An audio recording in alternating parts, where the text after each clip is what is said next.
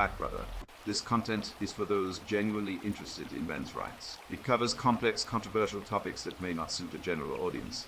If you're not part of the men's rights community, this video isn't for you, so feel free to tune out now. I'm Conrad Riker, a writer and advocate for fairness, dignity, and respect for men.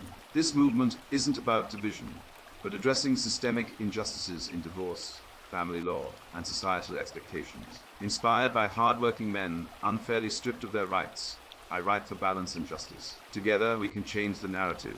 Please like and subscribe if you appreciate this video, as it will help get the word out to those who need it. Thank you, please relax and enjoy. This is an excerpt from The Last Days of Manhood, How Feminist Marxism Ends Family Freedom and Masculinity. The Last Days of Manhood, How Feminist Marxism Ends Family Freedom and Masculinity is an ebook available in all good stores. For years I've been observing the world around me, watching as the very foundations of what makes us men are being eroded. I've seen how the family unit, once the cornerstone of our society, is being systematically dismantled. I've seen how masculinity is under attack, labeled as toxic and outdated. I've seen how the very fabric of our society is fraying at the seams, and I've had enough. I wrote this book because I believe in the importance of preserving and restoring the traditional family structure. I believe in the value of masculinity, not as a tool of oppression, but as a force for good. I believe that men have a vital role to play in our society, and I'm tired of seeing them sidelined and marginalized. This book is for men who feel like the world is turning against them. It's for men who are struggling to make sense of the changes in society and how it affects them and their family. It's for men who are tired of being told that traditional masculine values are outdated and harmful. Inside these pages, you'll find a detailed examination of the foundations of feminist-Marxist ideology and how it's infiltrated our society. You'll find an exploration of how masculinity has been under attack and the consequences of this trend. You'll find an analysis of the government's role in replacing the family unit and how this has affected men. You'll find a look into the legal biases against men and the consequences of smashing the patriarchy.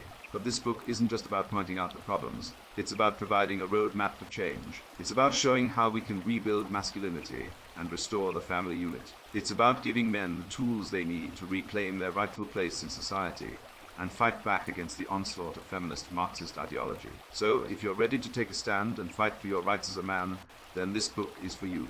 Don't let society dictate who you should be. Take back control and reclaim your manhood. Order your copy today.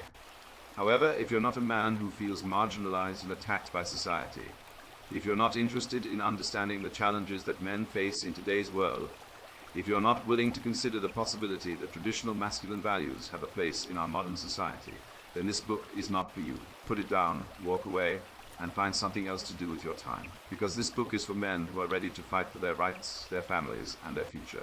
Are you one of them? With the introduction completed, we are jumping to an extract from the book. I was at a local coffee shop, sipping on my black coffee, when I overheard a conversation between two young women.